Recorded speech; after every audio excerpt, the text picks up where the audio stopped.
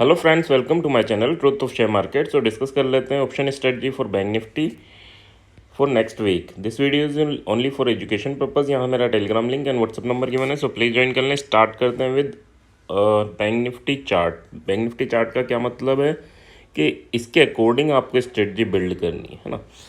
अगर हम बात करें तो 42,800 के अराउंड बैंक निफ्टी क्लोज हुआ है एंड अब नेक्स्ट रेजिस्टेंस की बात करूं तो 43,400 का रेजिस्टेंस। अगर ये ब्रेक होता है तो आपको 44,000 तक के लेवल देखने को मिल सकते हैं। और अगर नीचे की बात करें 42,270 के अराउंड यहाँ पर इसको सपोर्ट मिलेगा। अगर ये ब्रेक होता है तो 41,690 या फिर 700 तक आपको फॉल देखने को मिल सकता है। तो हम जो स्ट्रेटजी बिल्ड करेंगे वो इसके अकॉर्डिंग करेंगे कि यहाँ अगर मार्केट हो सकता है कि 3 दिन की बात है, वेंसडे तक की बात हो है, तो अगर हो सकता है साइडवे रहे या ये भी पॉसिबल है कि इन लेवल्स को ब्रेक करे और नेक्स्ट लेवल तक पहुँचने की कोशिश करें। तो हम जो स्ट्रेटजी बिल्ड करेंगे, एक ये स्ट्रेटजी होगी कि अगर मार्केट साइड में रहे तो हमारा बेनिफिट हो, और सेकेंड स्ट्रेटजी ये रहेगी कि अगर मार्केट यहाँ इन लेवल्स को ब्रेक करे तो हमारा बेनिफिट हो। हम डायरेक्शन अज्यूम नहीं करेंगे। मार्केट है, अभी ग्लोबल सिनेरियो चल रहा है, तो किसी भी डायरेक्शन में ये मूवमेंट पॉसिबल है ना। और अच्छा, ये चीज़ें बड़ी मत समझ के चलना कि यहाँ से यहाँ तक, देखो यहाँ से यहाँ तक आने में केवल 2 दिन लगे थे, ठीक है। तो अगर 44,000 से 42,000 यानी 2,000 का फॉल बैंक निफ्टी ने केवल 3 दिन में कर दिया, तो ये बड़ी चीज़ें नहीं होती। 2,000 का फॉल का मतलब केवल 4% के मूवमेंट की बात है ना। तो यहाँ से अगर ऊपर जाने की बात करूँ तो ये केवल 2 दिन की बात थी, 2 दिन की जर्नी थी। तो ये भी पॉसिबल है कि 2 दिन में यहाँ पहुँच सकता है, और ये भी पॉसिबल है कि इसके बाद 2 दिन में नीचे भी पहुँच सकता है, ठीक है। तो ये रेंज आपको बड़ी न लगे, इसलिए मैं ये बातें बता रहा हूँ, है ना। अब बात कर लेते हैं ऑप्शन स्ट्रेटजी की। फर्स्ट स्ट्रेटजी है कि आयरन फ्लाई शॉर्ट करने का क्या मतलब है कि हम ये अज्यूम कर रहे हैं कि मार्केट अब थोड़े साइड वे रहेगा, है ना। अगर साइड वे रहेगा और आपको लगता है साइड वे रहेगा तो आप इस ऑप्शन स्ट्रेटजी को बिल्ड कर सकते हैं, ठीक है। एटलीस्ट पेपर ट्रेड ज़रूर करना, ताकि वहाँ आपको आइडिया रहे कि हाँ इसमें बेनिफिट हो रहा है या लॉस हो रहा है, ठीक है। इसमें कुछ एडजस्टमेंट भी होते हैं, अगर आपके कमेंट आएंगे तो मैं उस पर एक वीडियो बना दूंगा, ठीक है।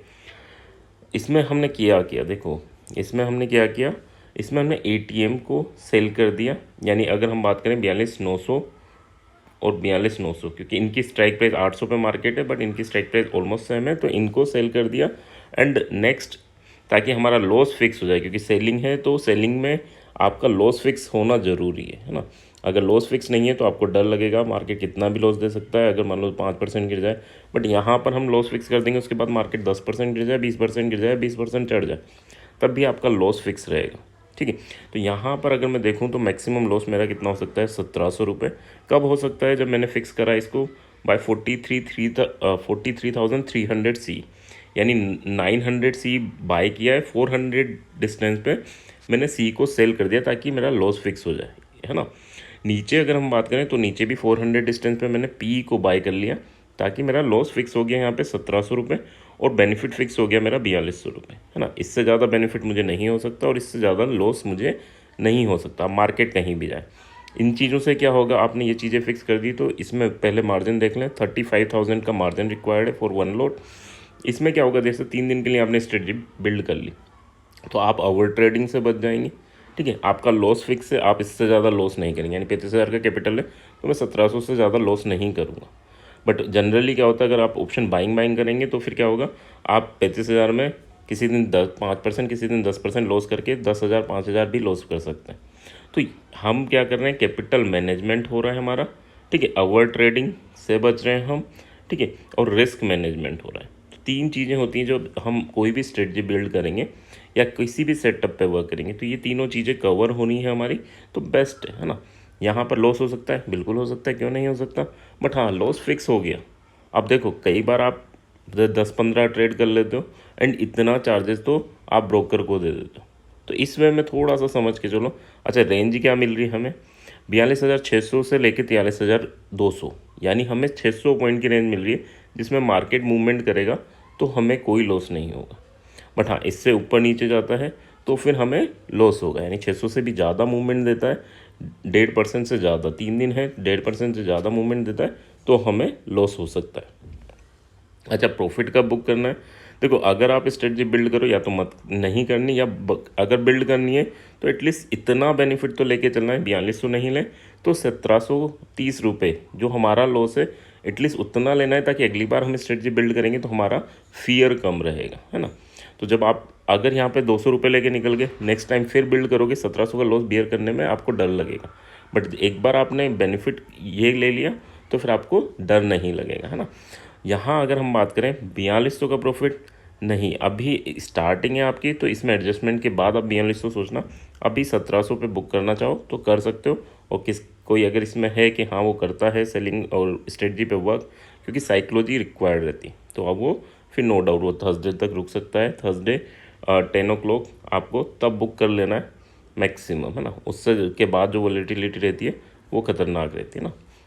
सो यहाँ आई होप क्लियर है। 35,000 का मार्जिन है, 1700 का लॉस, 4200 का बेनिफिट। क्या बाय करना है, क्या सेल करना है, ये हम डिस्कस कर चुके हैं। Second strategy iron condor. Iron condor में क्या कर रहे हैं हम?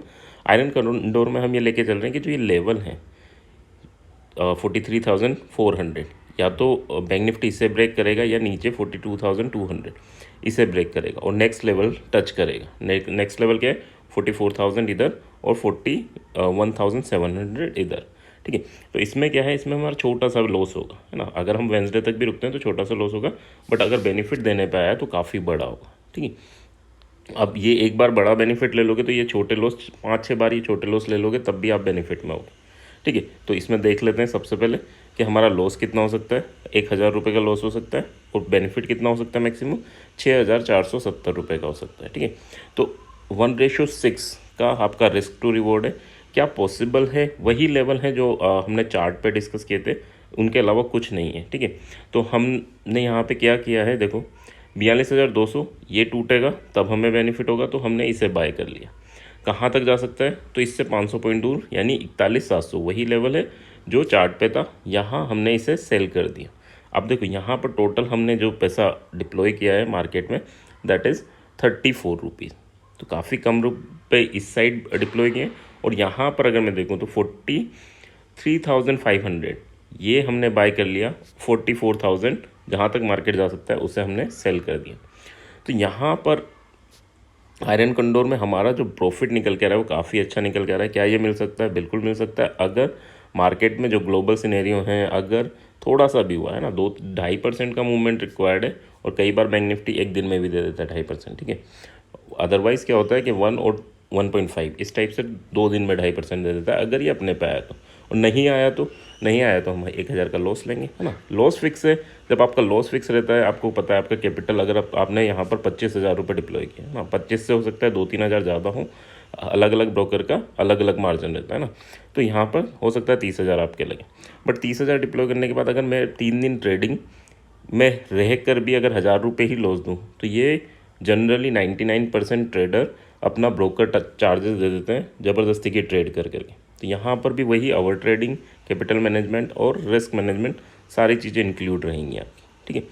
तो 1,000 रुपये का लॉस हो सकता है और 6,470 का बेनिफिट हो सकता है। अब ये मत करना कि या तो एंटर नहीं करते हैं हम ट्रेड में, या एंटर करें तो मैंने 500 का लॉस ले लिया, ठीक है। क्योंकि 500 के बाद आपका लॉस ही बचा ही 500 रुपये है, बट यहाँ बेनिफिट अगर होने को आए, क्योंकि आपको पता है मूवमेंट जब होता है तो एक दिन में इतना मूवमेंट हो जाता है। तो ये मत करना, या तो एंटर नहीं करना रहता है, या फिर एंटर कर रहे हैं तो हम लॉस को बुक नहीं करेंगे, हम पूरा लॉस ही बुक करेंगे। तो लॉस के अकॉर्डिंग अगर खेलोगे, बेनिफिट के अकॉर्डिंग आई होप आप सब कर चुके, बट लॉस देखकर अगर आप चलोगे तो कई चीज़ें मैनेज ऑटोमेटिकली हो जाएंगी, ठीक है। तो यहाँ पर स्ट्रेटजी आई होप क्लियर होगी। कोई भी डाउट हो इस स्ट्रेटजी या उस स्ट्रेटजी के रिगार्डिंग तो मुझसे पूछ सकते हो। नेक्स्ट स्ट्रेटजी क्या है? नेक्स्ट स्ट्रेटजी हम करेंगे कि कैलेंडर स्ट्रेटजी। इसमें क्या कर रहे हैं, इसमें हम ये लेके चल रहे हैं कि यार हो सकता है इस बार मूवमेंट हो, या ये भी हो सकता है मूवमेंट भी हो जाए या नहीं भी हो, हम खुद कंफ्यूज हैं, है ना। दो तो हैं स्ट्रेटजी के यार, एक में हम श्योर हैं कि साइड में रहेगा और एक में हम श्योर हैं कि बड़ा मूवमेंट होगा।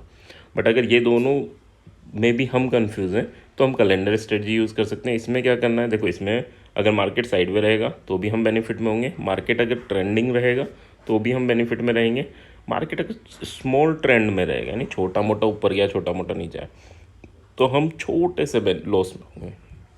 लॉस कितना है ये चीज़ें चेक कर लेते हैं। तो लॉस यहाँ पर ये दिखा रहा है 506 रुपये।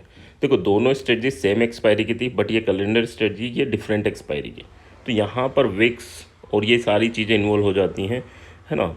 ये लॉस आपका 500 रुपये दिखा रहा है, तो ये हो सकता है 1000 रुपये भी हो जाए, हो सकता है 500 भी ना हो, ठीक है। तो ये कई चीज़ों पर डिपेंड करता है। विक्स अगर हायर साइड हो गया तो एक्सपायरी पे इनकी वैल्यू जीरो हो जाती है। सेल किससे कर रहे हैं, देखो नियर बाय एक्सपायरी जो 1 नवंबर को एक्सपायरी है उसको हमने सेल कर दिया। कौन सा, 42,800 पे मार्केट है, 42,800 को सेल कर दिया दोनों को। एंड उसके बाद क्या किया हमने, यहाँ 43,000 सी को बाय कर लिया 2 लोट, और नीचे हमने 42,700 पी को बाय कर लिया 2 लोट। यहाँ 2 लोट बाय किए, यहाँ एक एक लोट सेल किया।